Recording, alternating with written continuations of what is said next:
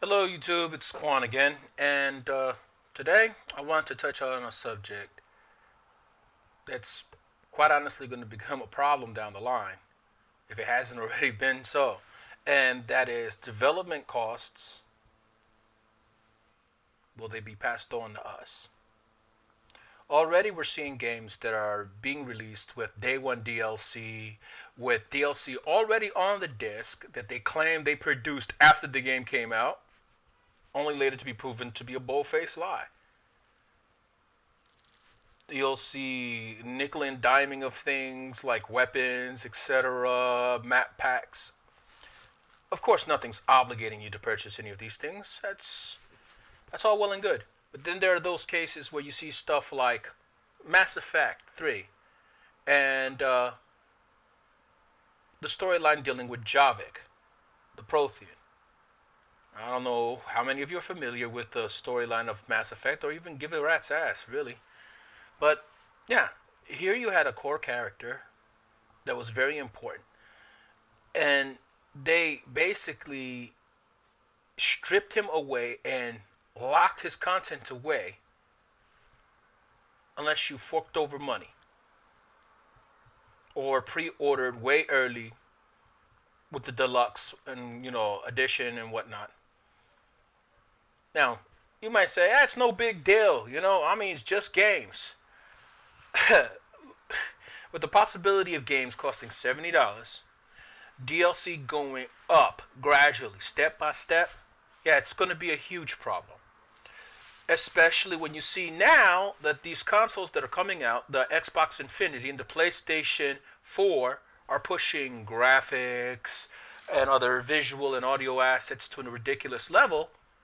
You might have those publishers as well as third-party licensees feel the need to try to approach Pixar quality animation in order to impress people rather than focus on the actual gameplay and story. Want a prime example of this? Crysis 3. Very pretty game. Oh, yes, very pretty. Pretty, short, full of fluff. Just calling it like I see it. Okay? I'm not knocking it. It's a very pretty game. Beautiful game. But if I'm going to be playing a game and be done with it in at max 15 hours, there's no replay value. Sounds like a rental to me. you know? Wouldn't be no sense buying it. Back in the day, people struck a balance between the length of the game and what did you get within its content. Want a classic example of that? Even though, it was arguably way more expensive than a lot of games now, if you factor in cost of living and stuff like that, Chrono Trigger. 13 endings, 70 hours of gameplay, interesting play mechanics, the way they handle the battle engine and the full nine. Doesn't take itself too serious.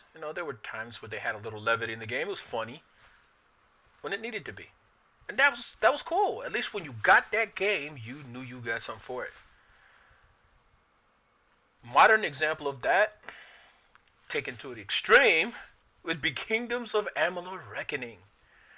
A beast of a game as far as size. Some of the quests very repetitious, but all in all had a very deep lore, an interesting lore, very well thought out. Only problem was they spent so much money. The studio that made it bankrupted itself. Hopefully somebody will pick up the ball and run with it as far as that franchise, because it's pretty damn good. I just say they just need to scale it back a little tiny bit. Now, when it comes to PlayStation 4, Xbox 720, and even Wii U, if they end up pushing the envelope too far, make games too large in scope, we're going to run into some serious problems. The end result being many studios going bankrupt. Not something I'd want. I don't know. But then again, I know a lot of you people who want to be cheerleaders and want one company or the other dead so you can have their games on your systems. Grow up.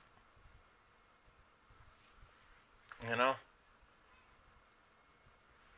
But like I said, at the end of the day, I just hope that quality versus price can strike a balance before things really go out of hand. Cause because if it doesn't, I can see us playing games like Madden, cookie cutter version 25, 26, 27, 28 for $60 a piece, and all they did was a roster change and add a couple of features. Mm-mm. No, thank you. See, in that case, DLC would apply. It would make a lot more sense. Sports games. You can purchase a roster. You could purchase access to stadiums. You could purchase, you could even do draft picks, the full nine, in the form of DLC. Even have announcers. Since they have the, EA has the NFL license, I don't see a problem with that. That would work in a sports game.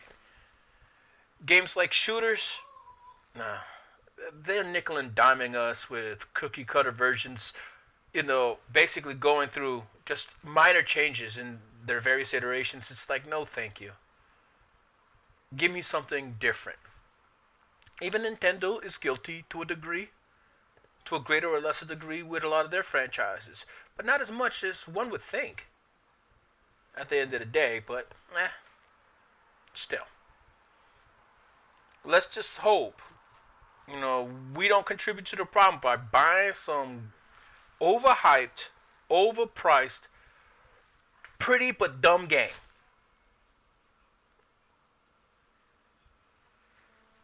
Because if we keep doing this, we're just sending that message that this is the kind of tripe we want on our plate.